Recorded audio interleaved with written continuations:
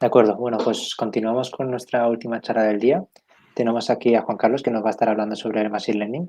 Así que, nada, cuando quieras, Carlos.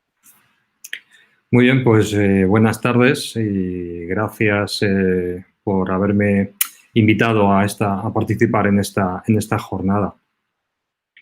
Me llamo Juan Carlos Dueñas, soy catedrático de Ingeniería Telemática en la Escuela Técnica Superior de Ingenieros de Telecomunicación de la Universidad Politécnica de Madrid. Soy también vicerrector adjunto para investigación en esta universidad y bueno, conozco porque he sido estudiante de una escuela de telecomunicación y ahora pues soy profesor también en una escuela de telecomunicación y creo que conozco bien el carácter y las ideas que tenemos los ingenieros de telecomunicación, ingenieros e ingenieras de telecomunicación desde antes de serlo y además bueno, pues agradezco especialmente esta oportunidad de dirigirme a vosotros, estudiantes de las escuelas de telecomunicación, porque de lo que voy a hablaros es algo muy, muy actual, que está en los medios y que ya se sabe que va a ser una gran parte, va a formar parte de vuestro futuro profesional. Y en algunos casos estoy seguro de que forma parte de vuestro presente profesional. El título de mi charla, pues ese es un título un poco extraño, ¿no? Habla de tres cosas. Habla de aprendizaje automático, voy a tratar de explicar qué es lo del aprendizaje automático, aunque estoy seguro de que muchos de vosotros ya lo sabéis, pues porque estáis interesados en la tecnología o porque lo habéis visto dentro de alguna asignatura de las que estáis o habéis cursado. La cuestión de la ciencia de los datos es algo muy relacionado con el aprendizaje automático. Sabéis que hay algunas escuelas de telecomunicación que están promoviendo la creación de nuevos títulos, de nuevos grados orientados precisamente a la ciencia y la ingeniería de los datos. Y lo del unicornio, pues es una cuestión, bueno, todos sabemos lo que es un unicornio desde el punto de vista mitológico. Desde el punto de vista económico, pues es una empresa que es capaz de generar 1.000 millones, en fin, mucho dinero, ¿no? Detrás de todo lo que de lo que yo os voy a contar, pues hay dinero y hay realidad profesional. Pero bueno, lo del unicornio parece que está un poco puesto así como fuera de contexto, ¿no? Un unicornio, seguro que lo sabéis, es un caballo blanco que tiene patas de antílope, ojos y barba de chivo y tiene un cuerno en la frente. O sea, es algo mitológico, algo deseable, algo que nos gustaría tener porque cura las enfermedades y da la vida y alarga la vida. Bueno, vamos a ver qué tiene que ver con nosotros esto del unicornio. Bueno, en estos días es muy difícil empezar cualquier charla sin referirse a la pandemia y al COVID. Y ya que hablamos de una actividad del aprendizaje automático, de una cuestión tecnológica y que está en tremendo movimiento, en ebullición, pues tengo que decir que desde luego, bueno, lo primero que espero que todos estéis bien dentro de lo posible y que el COVID, la pandemia, ha sido un campo de experimentación y un campo de aplicación de estas técnicas del aprendizaje automático que vamos a comentar en un ratito, ¿no? Hay multitud de iniciativas de investigación médica, hay un enorme programa europeo de investigación médica con respecto al COVID, pero en lo que tiene que ver con el análisis de los datos o con el aprendizaje automático, hay un tremendo esfuerzo en la aplicación de estas técnicas de aprendizaje automático en el ámbito de la epidemiología. Y es algo que todos hemos visto estos meses, que para luchar contra el virus y contra la pandemia no solamente hay que tomar, por supuesto, todas las precauciones, sino que además hay que reunir datos que permitan a quien tiene que tomar las decisiones tomarlas de manera informada. De manera que la gestión de esos datos se convierte en un elemento esencial también para prevenir la expansión de la pandemia. Sin ir más lejos, nos encontramos en la prensa diaria, en la prensa electrónica, por supuesto, con interesantes análisis de los datos públicos con respecto a la pandemia, como son los que podemos encontrar en el primero de los enlaces que os quería mostrar. Por favor, si podéis poner el enlace correspondiente al mapa del país. Eso es lo que se está viendo ahora en la pantalla. Bueno, vemos una animación con el mapa de Europa y regiones, zonas que se van coloreando. Es un perfecto ejemplo de aplicación de la analítica de datos, analítica avanzada. Para poder llegar a ver de esta forma tan visual y que nos permite a cualquier usuario, a cualquier lector de ese periódico electrónico, entender la realidad que se nos quiere comentar. Y ahí lo que están diciendo es cuál es el nivel de movilidad en las regiones en relación con lo que había antes de la pandemia. Y lo que vienen a decir es que en España tenemos un nivel de actividad, un nivel de movilidad muy parecido al que había, o ya muy parecido al que había antes de la pandemia. De ahí se pueden extraer muchas conclusiones interesantes acerca de si nos movemos más, nos podemos mover más o menos, pero bueno, eso no es el motivo de nuestra charla.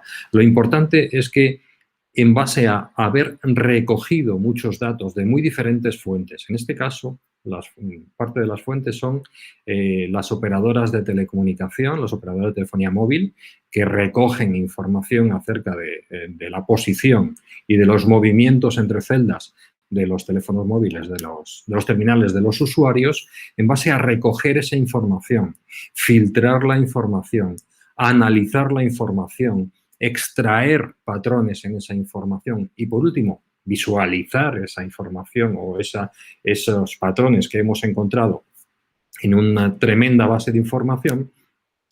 Con todas esas actividades es como conseguimos tener este mapa que los usuarios finales podemos entender, aunque no seamos expertos ni en telefonía móvil, ni en movilidad urbana o nacional o administración, y tampoco tenemos por qué ser expertos en epidemiología, pero entendemos muy rápidamente lo que está pasando. Hay regiones donde la gente se mueve mucho, hay regiones donde la gente no se mueve apenas.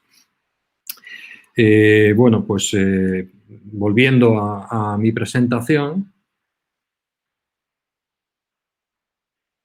efectivamente, pues hay que decir que este mundo del aprendizaje automático y de su aplicación en el ámbito, en la vida diaria y también en el ámbito industrial, se produce en varios dominios de aplicación, en varios tipos de empresas. Podemos encontrar, ahí hay otro vídeo que no vamos a poner, pero vídeos de este estilo podéis encontrar muchísimos en Internet, en la web. Las aplicaciones que podemos utilizar diariamente, como por ejemplo son las aplicaciones de localización de rutas o de identificación de rutas en Google Maps. ¿Quién no ha utilizado Google Maps o Waze para moverse en una ciudad evitando los atascos? Bien, pues ahí hay algoritmos que tienen que ver con el aprendizaje automático.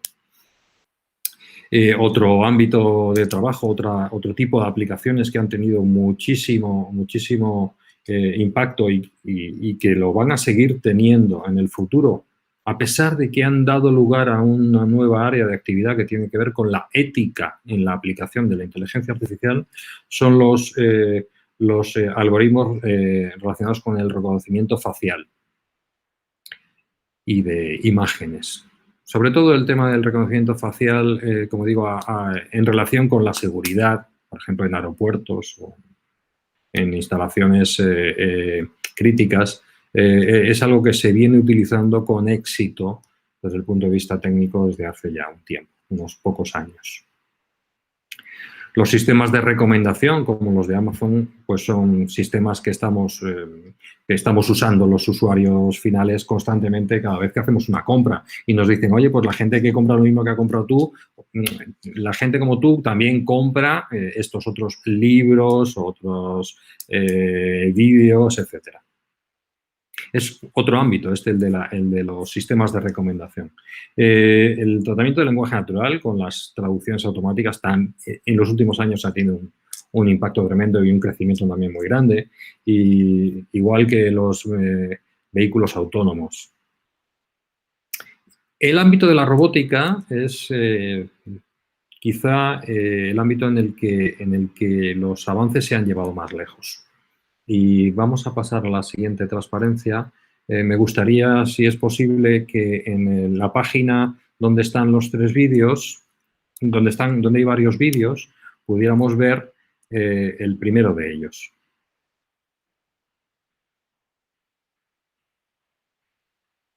Arriba del todo, este del Boston Dynamics Helping Robot.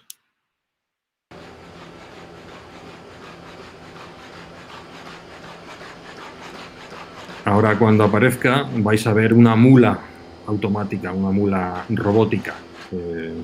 Vais a ver, no sé si es en este vídeo o es en el siguiente, que la mula se las ingenia para abrir la puerta y pasar al otro lado. Bien, no es solamente eso, es que lo hace de forma autónoma.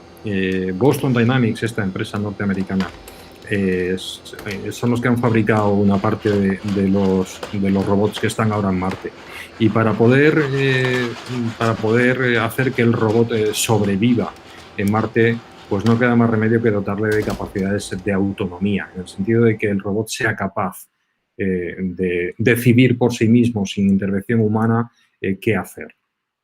En este caso, pues, sabe que, o se imagina. Vamos a ver el siguiente vídeo, por favor, que también es la mula de Amazon, pero en este caso le estamos haciendo la vida más difícil a la mula. Bueno, pues tiene que reaccionar en un entorno hostil y tiene que saber cómo manejarse. Incluso ahí, fijaos el señor este que empieza a tirar para atrás de la cabeza de la mula, incluso llega un momento en que agarra del rabo la mula y tira para que no pueda pasar. Es un robot verdaderamente tozudo en sus intenciones. Bien, el vehículo, en este caso la mula, tiene que ser autónoma, tiene que saber qué hacer, aunque sea una situación inesperada, porque si no, imaginaos lo que le hubiera pasado al helicóptero este que está en Marte ahora mismo, pues se hubiera dado un golpe, no sabría si tenía que volar, no volar, y no tendría capacidad de supervivencia. Una aplicación, y vamos un poquito más adelante, en la misma página de vídeos. El siguiente que quería ver es este de Amazon Warehouse Robots, justo el que está arriba, un poquito más para arriba, por favor. El que se está viendo, este, naranja.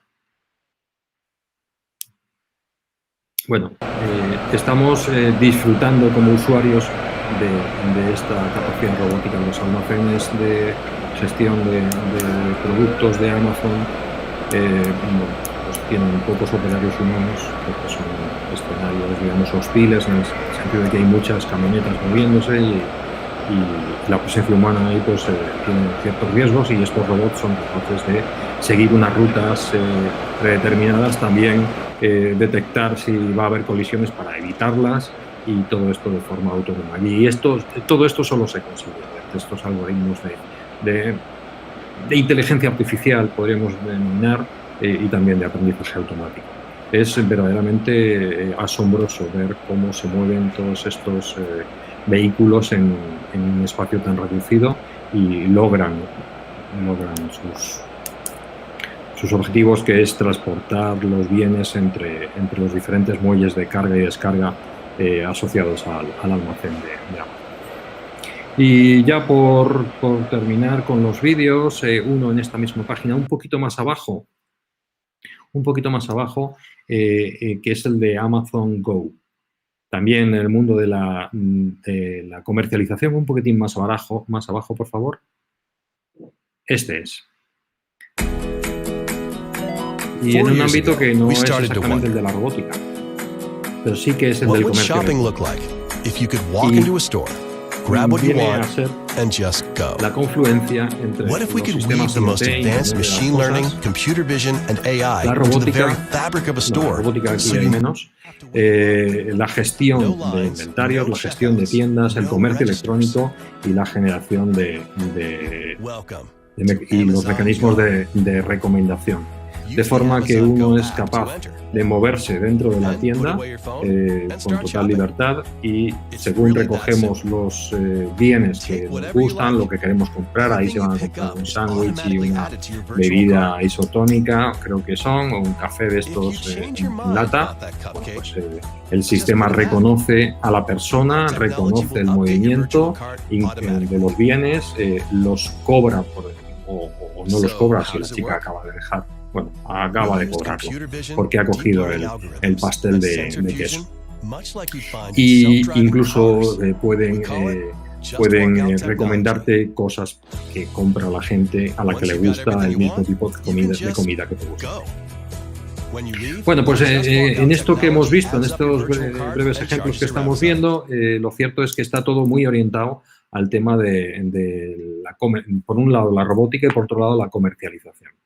Pero alguien me puede decir, oye, ¿todo lo que tienes es en inglés? Bueno, vamos a poner, por favor, y si puede ser con audio también, el vídeo de Carolina Marín.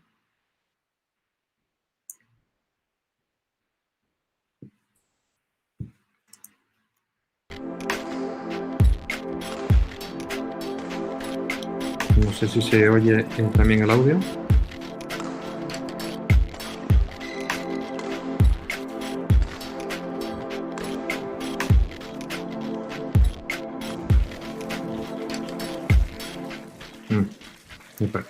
Me parece que no se oye el audio. Bien, lo que vienen a decir, si no se oye el audio, quizá no merezca la pena que continuemos con el vídeo. Lo que vienen a decir es que el aprendizaje automático, la analítica avanzada con los datos se utiliza y con éxito en otros ámbitos distintos de lo que es la robótica, la comercialización, la gestión de inventarios, el reconocimiento facial. Se utiliza también para detectar los patrones de movimiento de un deportista de alto rendimiento, un deportista de competición, como lo es Carolina Marín, una gran campeona. Por supuesto, ella tiene su técnica de entrenamiento y tiene un entrenador profesional que le ayuda a ver cómo hacer los movimientos más eficaces, estudiar las estrategias para atacar a su contrincante de la forma más adecuada. Pero eso que hace unos años se hacía de manera artesana, porque el entrenador sabía mucho, ¿no? Al cabo, hace menos años se empezó a hacer de forma manual, utilizando una herramienta que quizás nos sorprenda, que se utiliza para hacer tratamiento de datos o analítica avanzada de datos, que es el Microsoft Excel, el Excel, que seguramente alguna vez os han dicho, pues esta es una de las herramientas básicas para un ingeniera de telecomunicación. Y ciertamente Excel es una herramienta muy valiosa a la hora de tratar datos y la única herramienta a disposición del gran público que había hasta hace unos pocos años. En esta entrevista que os sugiero que veáis, vienen a decir que antes sacaban esa información y la introducían en unas hojas Excel y ahí hacían análisis estadísticos para saber qué zona, por ejemplo, va a ser en una pantalla, qué zona del campo de juego es la más favorable a Carolina Marín y también en qué zonas tiene que atacar o defender con más energía cuando compite con algunos de sus rivales de muy alto nivel. Bien, pues lo que están haciendo o lo que ya han conseguido hacer hace bastante menos tiempo, y es un aparatito que lleva Carolina colocado en el cinturón, es automatizar la recogida de datos de movimiento de Carolina, también mediante el tratamiento de imágenes, de forma que pueden saber cuál es el movimiento más eficiente en cuanto a energía, el movimiento que a ella le va a evitar lesiones, porque no sea un movimiento repetitivo con un mal movimiento, por ejemplo, de una junta. Y también pueden analizar esos movimientos, esas posiciones de sus contrarios. De forma que cuando va a jugar contra alguna otra jugadora de alto nivel, saben en qué lugar de la pista esa otra jugadora es más propensa a fallar. Bien, pues ya volvemos a la presentación. Ya no os voy a poner más vídeos.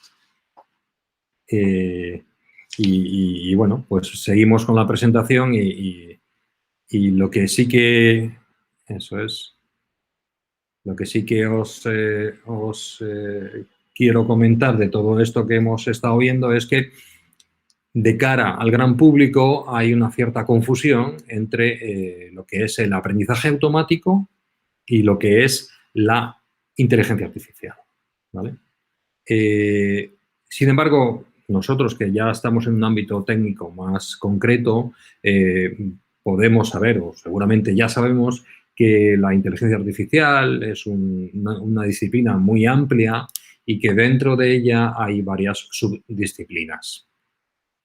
Y el Machine Learning o el aprendizaje automático es la disciplina que a día de hoy más se utiliza en el ámbito industrial. Esto es, hay empresas que la utilizan para resolver problemas de su ámbito.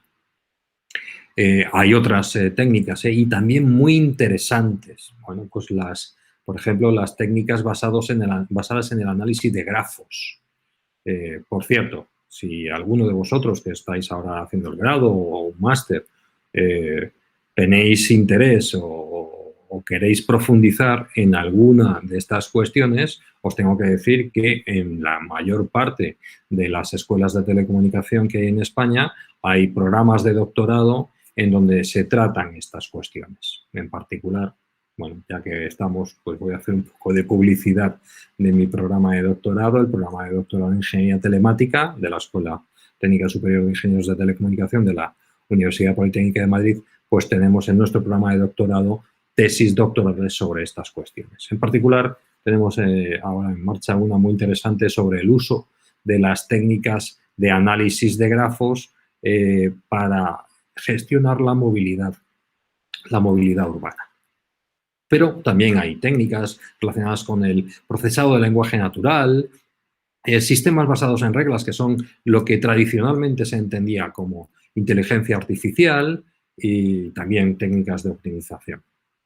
Bueno, la inteligencia artificial tiene gran tirón y tiene varias subdisciplinas. En lo que respecta al aprendizaje automático, y aquí he tratado de poner, digamos, una introducción histórica muy breve, hay que decir que, al igual que la inteligencia artificial, el aprendizaje automático tiene algo buenísimo y es el nombre. Es un nombre muy sonoro, muy bonito. Las máquinas aprenden. Y bueno, pues es un nombre que ya tiene muchos años, ya tiene, a ver, 61 años. 62 años. Y bueno, pues al principio se aplicaba a la clasificación y sigue utilizándose para la clasificación de patrones. Fijaos que es en los años 70 cuando empiezan a aparecer conceptos que ahora ya se conocen perfectamente, como las redes neuronales. Ahora ya no se habla de redes neuronales como algo moderno, nuevo. Se habla del aprendizaje automático, que no son, perdón, el deep learning, el aprendizaje profundo, que no son más que redes neuronales a lo grande y con muchas capas intermedias. Lo que sí que es cierto es que las técnicas han tenido un gran desarrollo en los últimos años, bueno, por una parte porque la tecnología también ha mejorado, los procesadores han mejorado exponencialmente, los lenguajes de programación también, y porque hay ámbitos en los que antes no se podían aplicar y ahora sí, porque tenemos muchos datos para analizarlos. Y la ingeniería de telecomunicación a día de hoy está llena de temas en los que se aplican ya todas estas cuestiones del aprendizaje automático, la gestión de redes y servicios, la ciberseguridad, quizá es el ámbito principal de uso, el mantenimiento preventivo, las redes logísticas, como aparecen ahí, en fin. el aprendizaje automático está en el núcleo, está en el corazón de la ingeniería de telecomunicación hoy en día. Bueno, hoy en día y en el futuro. Muy posiblemente os han mostrado un diagrama como este en alguna de vuestras asignaturas. Esto es un diagrama que realiza periódicamente una gran empresa consultora norteamericana que se llama Gartner. El titulito ese que tenemos aquí abajo a la derecha, Gartner, es el que ha creado este diagrama y se llama el Hype Cycle. El Hype Cycle significa el diagrama del bombo. No sé si alguno recordaréis a Manolo del Bombo, que era un señor que iba a los partidos de fútbol de la selección española con un bombo. Bueno, el bombo aquí es más bien el ruido en los medios. O sea, cuánta atención recibe un tema. Y es que estos señores de Gartner, que son muy inteligentes, se han dado cuenta de que las tecnologías necesitan un periodo de crecimiento, un periodo de maduración hasta que se utilizan de forma adecuada, ¿no? Y eso es lo que llaman el hype cycle. Vemos a la izquierda del diagrama que hay una rampa de subida y esto lo asocian ellos a la aparición de esa idea, de esa tecnología en los medios, hasta que se alcanza el pico de expectativas, que todo el mundo dice, esto es buenísimo, necesario, vale para todo, resuelve todos los problemas de la humanidad. Y a partir de ese momento deja de hablarse de esa cuestión, de esa tecnología, por ejemplo, y llegamos a la depresión, a la desilusión, para poco a poco ir encontrando el marco adecuado de uso, el dominio adecuado de uso de estas aplicaciones, ¿vale? Vamos a ver algunos ejemplos. Bueno, estos señores son, como digo, son inteligentes y entonces dicen, no todas las tecnologías van igual de rápido. Algunas tecnologías se ponen de moda y rápidamente la gente sabe cómo utilizarlas y ya está. Otras tecnologías, bueno, pues es que tardan más y algunas otras tecnologías, mira, fijaos, en este diagrama aparecen diferentes nombres y también se nos dice que, por ejemplo, el puntito blanco, el ejemplo es los aceleradores GPU, pues esto ya no es una cosa que salga en los medios, porque es algo que se sabe cómo utilizar y cualquier empresa que tiene que hacer proceso paralelo masivo, pues se compra unas GPUs, ¿vale? Esto ya está en la meseta de la productividad. Ya se utiliza de manera adecuada y sin más historias. Luego tenemos cosas como los vehículos autónomos y que tienen un triangulito rojo o naranja y que además están en la cima de la desilusión. Bueno, si os fijáis en cuántas noticias hay ahora sobre vehículos autónomos, os vais a encontrar con que hay ninguna.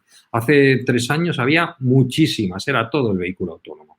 ¿Qué ha pasado entre medias? Pues se han hecho pruebas, se están poniendo en marcha, se está poniendo en funcionamiento, ha habido algún accidente y entonces se está haciendo la legislación.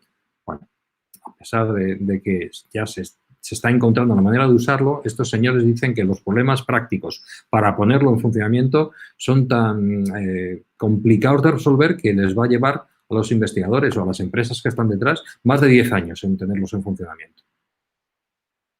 Hay otras técnicas como por ejemplo el aprendizaje automático, y aquí meten un montón de cosas, que dicen, bueno, entre 2 y 5 años hasta que sean de uso masivo y ya nadie vaya diciendo, oye, que yo hago aprendizaje automático. Bueno, tú haces aprendizaje automático como lo hace cualquier empresa, ¿no? El procesado de lenguaje natural, que va a tardar un poquito más, según estos señores, en tener su utilidad práctica, entre 5 y 10 años, pues bueno, está ahora hablándose menos. Se está hablando muchísimo de la ética digital.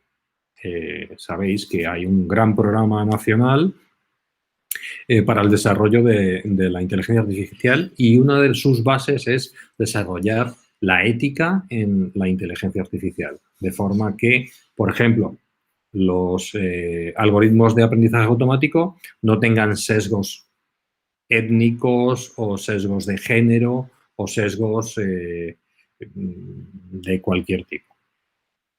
Eso es algo en lo que se está investigando actualmente, en donde no hay una solución, no está resuelto el problema y además aparecen los medios con mucha frecuencia. Los robots inteligentes pues también están subiendo y bueno, y por último, lo que llaman Artificial General Intelligence, que sería una inteligencia artificial que replica el comportamiento de los humanos en el sentido de poder aplicar el sentido común, que ya sabéis que es uno de los menos comunes de los sentidos. Esto es razonamientos genéricos a partir de la experiencia vital. Eso va a ser muy difícil que los ordenadores lo consigan. Estos señores dicen más de 10 años, pero es por no ponerle un infinito a ese tiempo.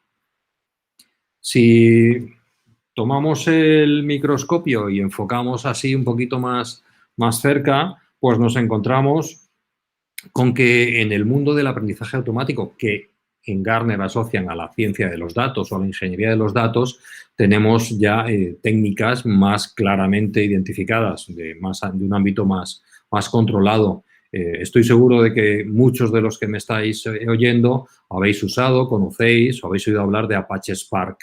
Es una plataforma para la aplicación de algoritmos de aprendizaje automático en tiempo real sobre flujos de datos. Bueno, pues esto ya se considera que es algo práctico que se utiliza en las empresas y que hay gente que sale de la universidad y que empieza a trabajar y que trabaja en eso. Esto ya está ocurriendo hoy en día. Los notebooks, que también seguro muchos de vosotros conocéis, pues no son ni más ni menos que entornos de programación para los lenguajes de programación relacionados con estos, que a día de hoy son fundamentalmente Python, fundamentalmente, y luego hay otro lenguaje de análisis que se llama R, que está un poquito por detrás ahora mismo de Python, y la forma de programar los sistemas de ciencia de datos y de aprendizaje automático es mediante estos notebooks. La analítica de grafos que os comentaba antes aparece por aquí, ya ha tenido un tiempo en el que se oía hablar mucho de ello y ahora se está buscando cómo utilizarlo adecuadamente. La transferencia de aprendizaje, pues esto es un problema que todavía no se sabe muy bien cómo resolver. Consiste en que se consiga información de aprendizaje con unos algoritmos y se pueda transferir a otras máquinas, a otros algoritmos que ya utilizan el aprendizaje. Quizá lo más interesante de toda esta parte es esto del reinforcement learning, el aprendizaje por refuerzo, del cual voy a hablar dentro de un momentito, en cuanto podamos ver con un pelín de detalle esta transparencia que nos habla de las ramas, de las ramificaciones, de las variantes del aprendizaje automático. El aprendizaje automático a día de hoy tiene tres grandes familias, tres grandes ramas. Una, y por situación histórica, la primera es el aprendizaje supervisado. Para poder aprender mediante las técnicas de aprendizaje supervisado, que ya digo que son las más antiguas, pero que siguen desarrollándose, necesitamos un dataset. Y además necesitamos que esté etiquetado. ¿Qué es eso de un dataset etiquetado? Bien, pues, por poner un ejemplo de lo que aparece aquí arriba como detección de fraude en tarjetas de crédito. Imaginaos que un banco quiere detectar de forma automática cuáles de las transacciones que se hacen con una tarjeta electrónica, en una tarjeta de crédito, por ejemplo, compras en Internet, son reales y cuáles son falsas porque han robado en la tarjeta, ¿vale? Bien, pues lo que hace, estas son técnicas que se conocen bien desde hace unos años, lo que tiene que hacer ese banco, por ejemplo, es tomar un gran conjunto de datos de transacciones bancarias hechas con tarjetas, un histórico de esos datos, eso es lo que llamamos el dataset, y en cada transacción decir si la transacción era válida o era falsa, era fraudulenta. Esas serían las etiquetas. Así que para poder aplicar los algoritmos de aprendizaje supervisado necesito un gran volumen de información histórica y de cada elemento una indicación de si es válido o de cómo se clasifica. ¿Vale? Otro ejemplo dentro de la clasificación en los algoritmos supervisados, de aprendizaje supervisado, es la clasificación de imágenes. Hay un ejemplo académico que sale en todos los sitios, que es la identificación de una flor, de las variantes de una flor. Otro muy parecido y muy relacionado con la clasificación de imágenes son los OCR, el reconocimiento óptico de caracteres. Y hay enormes bancos de números manuscritos, imágenes de números manuscritos, 100.000 unos, 100.000 doses, 100.000 treses, 100.000 cuatros, y así, anotados, diciendo, todos estos son ceros, todos estos son unos. De esa manera tenemos un conjunto de datos de aprendizaje y podemos aplicar alguno de estos algoritmos de aprendizaje supervisado para tratar de extraer las características comunes a todos los ceros y luego las características comunes a todos los unos. De manera que cuando nos dan un número manuscrito en un papel, podamos ver si podamos clasificar ese número como 0, 1, 2, 3, 4, 5, 6 o 9. ¿Vale? Una aplicación muy directa de todo esto son los parkings, en donde hay una camarita que lee automáticamente la matrícula del coche y entonces imprime esa matrícula en el ticket y luego lo registra para ver si has pagado y dejarte salir. Esto es una técnica que hoy es bien conocida. También dentro del aprendizaje supervisado existen las técnicas de regresión. La regresión consiste básicamente en encontrar una curva o una recta, una función matemática que más o menos que se ajusta, que toma como entradas algunas características de los elementos de un dataset y da como salida, es la curva que se ajusta mejor a alguna otra característica de los elementos de ese conjunto. Por ejemplo, en algún caso en el que he trabajado, teníamos aerogeneradores de un parque eólico y teníamos cada uno de los molinos de estas palas enormes que se ven cuando viaja uno fuera de su comunidad autónoma, que ahora lamentablemente no podemos hacer, pero que llegará el momento en que podamos volver a viajar. Y tenemos un histórico de todas las piezas en cada molino y de algunas características. Por ejemplo, cada pieza, cuál ha sido la temperatura de trabajo o las presiones que ha ido soportando. Y tenemos también en el histórico, en ese dataset, que como digo es un elemento fundamental para el aprendizaje supervisado, tenemos una etiqueta. La etiqueta en este caso es el tiempo que ha tardado en romperse.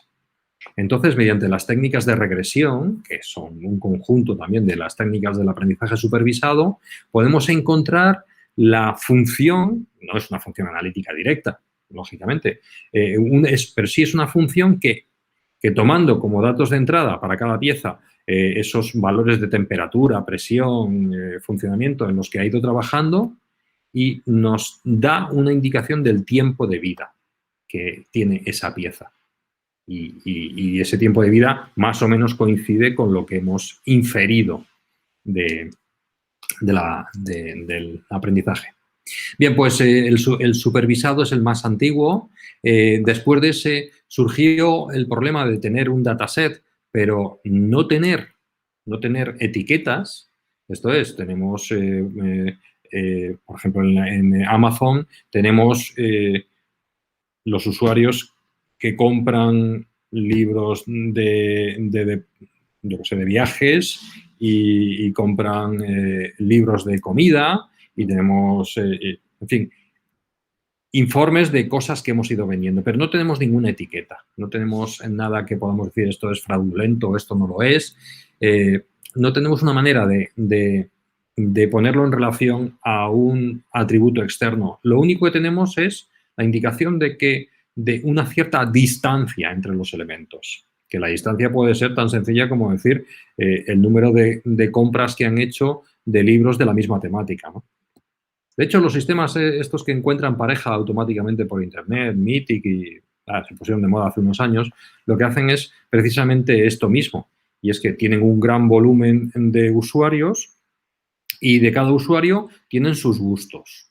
Entonces, generan una especie de espacio n-dimensional, siendo n el número de ítems de gustos o de cosas que les gustan o no y generan un vector en ese espacio unidimensional por cada usuario. ¿Qué podemos hacer con eso? Pues simplemente podemos encontrar los usuarios que están más cerca unos de otros. Y eso es lo que se llaman las técnicas de agrupación o clustering en castellano, ¿vale? Ahí tenemos un dataset, pero no tenemos las etiquetas. Y luego, históricamente, ha venido lo del reinforcement learning, que consiste en que tenemos un dataset chiquitito, no tenemos nada y sí tenemos algo contra lo que luchar o contra lo que aprender. Y, de hecho, esto ha sido una de las cuestiones más exitosas y más mediáticas en los últimos años. Se han puesto un sistema de aprendizaje a jugar contra un juego de estos de ordenador, de los que son de estrategia militar, que hay un grupo de soldados que tienen que tomar una posición. Bien, pues el sistema de aprendizaje lo que va haciendo es probar diferentes estrategias. Y si la estrategia le funciona, dice, pues esta es buena. Y si la estrategia no le funciona, dice, pues esta ya no la vuelvo a hacer. Y en base a jugar muchas veces, estos sistemas de aprendizaje por refuerzo han ido identificando cuáles son las estrategias que funcionan bien, al igual que en el ajedrez. Pero aún más, han descubierto estrategias que funcionan bien como los usuarios humanos individuales. Después han descubierto estrategias de grupos. Y por último, han descubierto estrategias que los seres humanos no sabemos por qué se utilizan o cómo las han sacado. Y es que ese es uno de los graves problemas que tiene ahora mismo el aprendizaje automático y la inteligencia artificial en general. Y es saber explicarle a un usuario humano qué es lo que ha identificado, cuál es por ejemplo, la estrategia y por qué. El problema de la explicabilidad de la inteligencia artificial a día de hoy es uno de los más complejos. Bien, voy a dedicar 5 minutillos más en mi charla. Bueno, primero, a deciros que en el mundo industrial todo esto de la ingeniería y la ciencia de los datos se traduce en la definición que estáis viendo en esta transparencia, el uso del análisis sistemático, también de la visualización y del aprendizaje automático para resolver problemas prácticos, como decíamos, problemas de negocio, problemas por los que se pueda resolver una cierta dificultad. Los proyectos para desarrollar estas soluciones no son proyectos de desarrollo de software convencional. Es muy posible que muchos de vosotros hayáis recibido clase de ingeniería del software. Yo doy clase de ingeniería del software y contamos un método que se llama Scrum, que vale para desarrollar aplicaciones. Bien, pues ese método no vale para esto que estamos hablando hoy. Y, de hecho, ese es uno de los problemas que tienen muchas empresas, que se creen que a la hora de hacer los proyectos de ingeniería de datos, de aprendizaje automático, se utiliza el mismo método. Pues no. Se utiliza un método muy distinto. Ese método, uno de los métodos que se han publicado y que veis en la parte derecha, es el Cross Industry Standard Development Process for Data Mining, que viene a ser un proceso más o menos sistemático por el cual se pueden hacer proyectos de ciencia de datos, ingeniería de datos. Bueno, ya veis que tiene 6 cajas que son iterativos y estos proyectos tienen una característica especial y en cierto modo complicada de manejar. Y es que son proyectos en los que hay mucho riesgo. Nosotros podemos tener la mejor de las intenciones, por ejemplo, para hacer un detector de fraude de tarjetas o un sistema que nos predice el tiempo de vida de una pieza de un molino de estos de generación eléctrica, pero luego empezamos a analizar el dataset y no nos sale ningún resultado. O a lo mejor el dataset que conseguimos es muy pequeño y no tiene resultados significativos, ¿no? Bueno, esas son las dificultades que trata de resolver este proceso CRISP. Vamos a repasarlo muy rápidamente.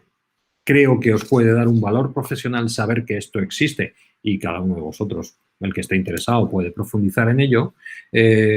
Voy a pasar muy rápidamente por esos pasos que tiene el proceso para decir que siempre que tengáis un problema, y es muy posible que alguno de vosotros en el trabajo fin de grado o en el trabajo fin de máster o más adelante se os plantee tener que resolver un problema con el aprendizaje automático. Bien, pues tenéis que saber que, como siempre, la mitad del problema, la mitad de la solución es saber exactamente qué queremos hacer o qué tenemos que resolver. Y esa es la primera fase de este proceso CRISP, identificar el problema.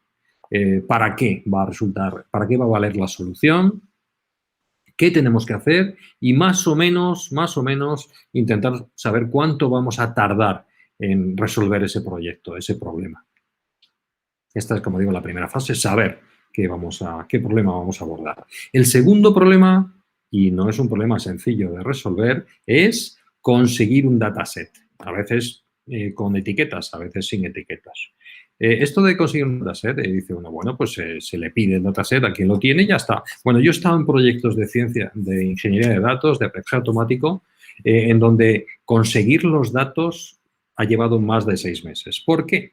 Pues porque resulta que las empresas saben que esos datos son muy valiosos y no los ceden por las buenas. Solo los ceden o solo los dejan ver, primero, bajo muchas restricciones de confidencialidad, puesto que hay unas normas de protección de datos y de confidencialidad estrictas, tanto en la Unión Europea como también, lógicamente, en el ámbito nacional.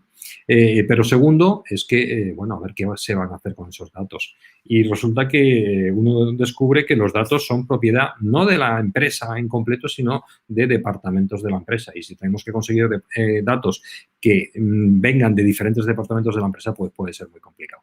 En cualquier caso, tenemos que recoger los datos suficientes para nuestra investigación y también tenemos que familiarizarnos, explorar esos datos. Imaginaos que ahora os dejan 3 teras de datos en vuestro disco duro y ¿qué es lo siguiente? Pues tirarse de los pelos. Yo tengo pocos pelos. En la foto que había al principio tenía menos pelos todavía. La exploración de datos puede ser muy tediosa y muy complicada. Pero no es tan complicada y ya tenemos estadísticas acerca de cuánto tiempo se pasa uno haciendo ciencia y cuánto tiempo se pasa uno limpiando los datos. Pues el 50% del tiempo de los proyectos, del esfuerzo de los proyectos, se va en esta fase, preparar los datos, limpiar los datos, quitar los datos que vienen erróneos. Imaginaos, por ejemplo, una cosa que hemos hecho es poner unas sondas wifi en mi escuela para ver qué teléfonos móviles se iban con wifi iban moviéndose por ahí. Y luego tratar de establecer unas rutas dentro de la escuela o unas ocupaciones de cada una de las salas. Bueno, por supuesto, todo esto era antes de la pandemia. Bien, pues no os podéis imaginar la cantidad de errores de datos que vienen de las sondas. En datos espurios, se rompe una sonda y esa ya no da datos, en fin, una gran cantidad de situaciones. En otros casos, y es casi seguro que os vais a encontrar en alguno de ellos, nos encontramos con un Excel tremendo en el que vienen datos de personas y datos de personas en donde vienen fechas. Y resulta que según algunas fechas, algunas personas tienen más de 100 y pico años y otras personas tienen años negativos. Bueno, pues está claro que hay que trabajar con las fechas. Las fechas son una gran fuente de problemas, una gran fuente de dificultades y también hay otra fuente de dificultades y es los nombres de las personas o de las instituciones. Fijaos, todas las universidades o todos los investigadores de universidades tratamos de publicar en revistas de prestigio, revistas de impacto que se llaman. Nuestras investigaciones las publicamos en estas revistas. Y luego hay instituciones que se dedican a contar cuántas publicaciones, cuántos artículos buenos ha hecho las personas de cada universidad. Bueno, pues en mi universidad resulta que los investigadores firmábamos una vez como Universidad Politécnica de Madrid, otras veces como UPM, otras veces como U Politécnica de Madrid, otras veces como Politécnica a secas de Madrid, otras veces como Polytechnical University of Madrid. Bueno, resulta que una gran empresa de estas que se dedica a recopilar esas cuentas se dio cuenta de que el nombre de UPM aparecía de 20 formas distintas. Y por eso era por lo que acababa diciendo, oye, pues es que estos señores publican muy poquito. Claro, si el número de artículos lo divides por 20, pues es lo que pasa. Pudieron hacer un proyecto de transformación de los datos poniéndole a todas esas entradas el mismo nombre y atribuyéndolo a la misma organización y de esa manera se vio realmente el volumen de publicaciones que hacíamos en la universidad. La fase 4 del CRISP tiene que ver ya con la ciencia, con las matemáticas. Consiste en construir un modelo estadístico.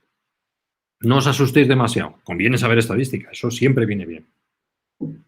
Pero en realidad con estos lenguajes de programación que os decía antes, R o Python, los fundamentales en este ámbito, ya tenemos los algoritmos hechos y empaquetados y lo único que tenemos que hacer es afinar los algoritmos para identificar el modelo. Y cuando probamos que ese algoritmo no va, el modelo que hemos generado no va bien, porque hacemos una validación cruzada que consiste en tomar un trozo del dataset para sacar el modelo, para extraer el modelo y luego otro trozo del dataset para comprobar que el modelo funciona bien, pues si vemos que no funciona bien, significa que tenemos que cambiar el modelo. Hay diferentes técnicas de modelado y luego cada técnica de modelado tiene unos parámetros de ajuste que tenemos que probar. Y bueno, aquí también se lleva un cierto tiempo, aunque ya digo que la fase de limpieza es la que más tiempo se lleva. Bueno, al final de todo esto, y ya estamos llegando al final del proceso CRISP y me quedan muy pocos minutos de intervención, tenemos que llegar a resultados que se entiendan, ¿quién tiene que entenderlos? ¿Nosotros? Nosotros somos expertos, ya los entendemos. Tiene que entenderlo la persona que tiene que tomar la decisión, ¿vale? Por eso los resultados tienen que ser precisos, tienen que ser comprensibles y tienen que ser interesantes. ¿Qué significa interesante? Pues que tienen que ser útiles y nuevos, que no sea algo que ya se conocía porque entonces hemos estado perdiendo el tiempo.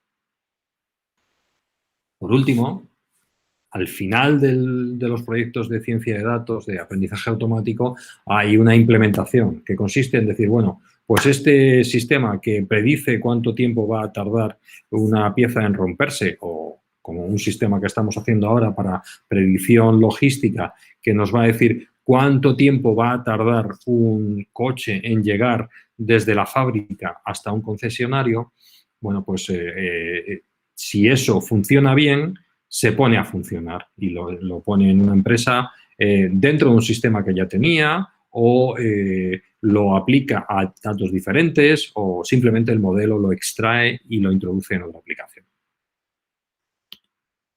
Bueno, casi para finalizar, os diré que esto que decía de que los resultados sean interesantes y sean útiles y sean entendibles es absolutamente esencial. Al principio de todo hemos visto un mapa que se movían los colores y se entendía la primera. Este mapa que tenemos aquí a la derecha son las situaciones de movimiento y ocupación de mi escuela durante los meses de junio, agosto y septiembre de hace un par de años. En el mes de junio había mucha gente estudiando en la biblioteca. Esta marca roja corresponde a la biblioteca. Eso era el mes de junio, perdón. En el mes de agosto apenas había gente. Bueno, había unos cuantos personas que iban a la biblioteca a estudiar. Este rectangulito de aquí es la biblioteca de mi escuela. ¿Y en septiembre qué pasaba? En cierto modo parece lógico, pues que la gente ya dejaba ir a la biblioteca y se iban a las aulas. Bueno, esto es una información de nivel muy agregado, tampoco se puede decir que sea demasiado útil, pero sí que conseguimos resultados mucho más detallados. Y lo que tenemos a la izquierda es otro resultado de analizar los eventos de gestión de una gran red de comunicaciones y servicios de un banco. Entonces, de ese banco que os decía que tardaban meses en darnos la información. Bueno, pues esto era el resultado del sistema de gestión en donde los puntos rojos son problemas críticos, se cae un rack, se cae un servidor, los problemas naranjas son problemas graves, los puntos verdes son problemillas y los puntos blancos son ha pasado algo, pero no hay que darle mucha importancia. Bien, lo que hicimos son técnicas de clustering para tratar de encontrar familias de problemas y si os fijáis, pues por ejemplo en el problema que está aquí, en la familia que está aquí en medio, hay unos cuantos puntos blancos que dicen pasan cosas, luego pasan cosas más serias y por último pasa esto grave, este puntito rojo que indica que se cae un rack. Si cuando empiezan a aparecer los puntos blancos hacemos algo, evitamos que se acabe cayendo un rack. Transparencia era de publicidad acerca del proyecto que os he comentado muy brevemente de logística. se llama Sorlot, y lo que hace es mejorar las cadenas de transporte y logística. Esta transparencia es prácticamente, es casi la penúltima que tengo para contaros. Ya os digo que es de hace un tiempo, del 2018, y fijaos, es de una de las publicaciones de IECubo, el Instituto de Ingenieros Eléctricos y Electrónicos, inicialmente norteamericano, pero de ámbito mundial, la sociedad profesional más grande del mundo, con 500.000 personas buscando cómo utilizar la tecnología para la mejora, con fines humanitarios y para la mejora de la humanidad en general. Bueno, de IECubo seguro que todos sabéis que los protocolos de uso, el Wi-Fi, sin ir más lejos, es el 802.11, con sus diferentes variantes. En esta revista IECubo Spectrum decían, bueno, pues es que si sabes de ciencia de datos, de aprendizaje automático, tienes un futuro profesional brillante o brillantísimo. Sin embargo, también nos encontramos con esta transparencia, que es ya sí la penúltima, y en la que vemos, según mucha gente, qué tiene de bueno o en qué consiste realmente un científico, cuál es la formación de un científico, un ingeniero de datos. Y se habla de tres ámbitos, un ámbito en el que nos movemos perfectamente, la ciencia, la informática, la computación, también el ámbito de las matemáticas y estadística, y en la confluencia de estos dos ponen el aprendizaje automático.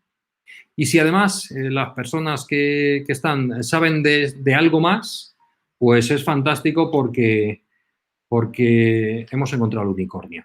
El unicornio en este caso es ese ser mitológico que es capaz de resolver los problemas utilizando de forma sabia su conocimiento de un ámbito de negocio, de un tipo de un dominio de actividad, con sus capacidades de programación y también con sus conocimientos estadísticos.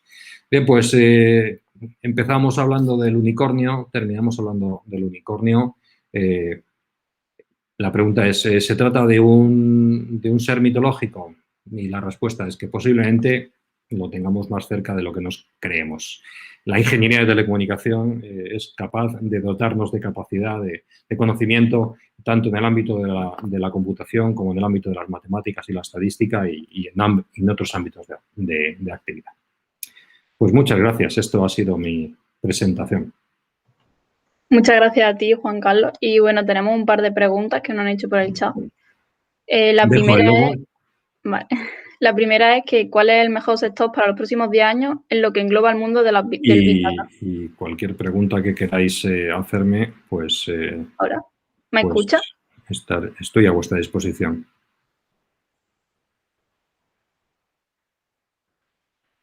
No.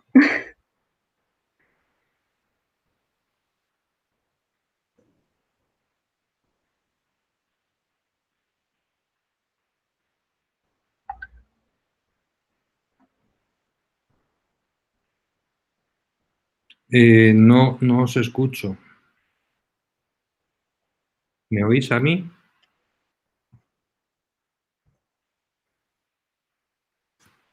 A ver ahora. Hola.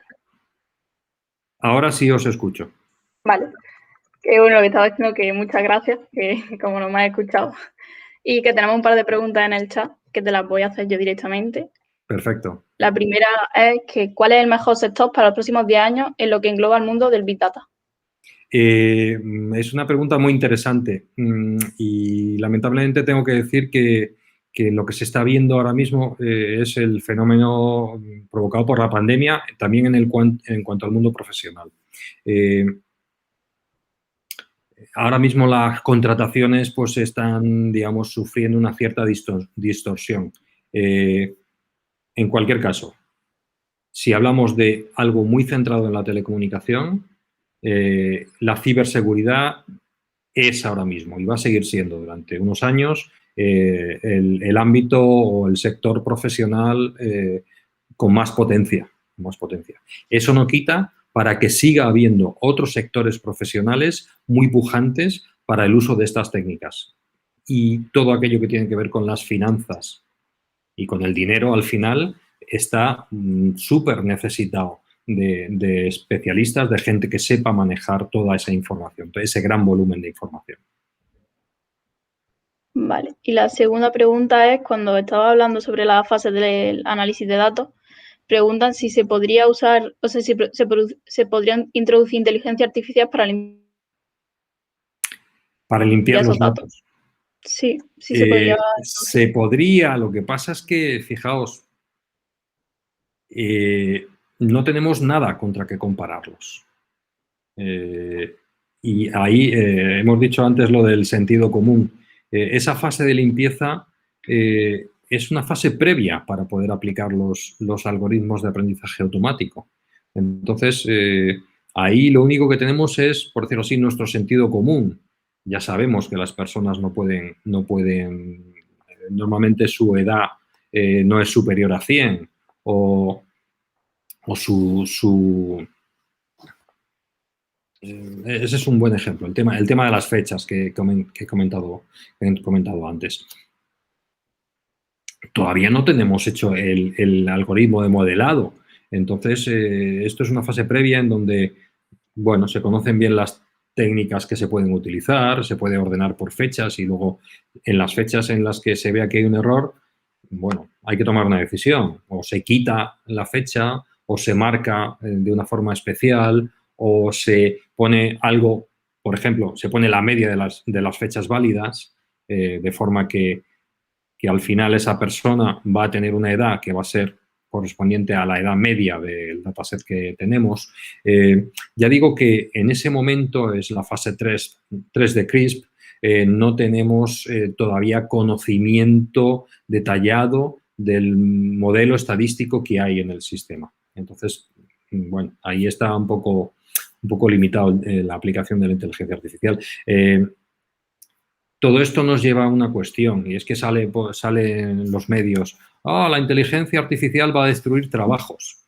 Y es cierto que va a destruir trabajos, pero van a ser trabajos, digamos, en los que se pueda aplicar la inteligencia artificial, no trabajos en los que se construya la inteligencia artificial, ¿no?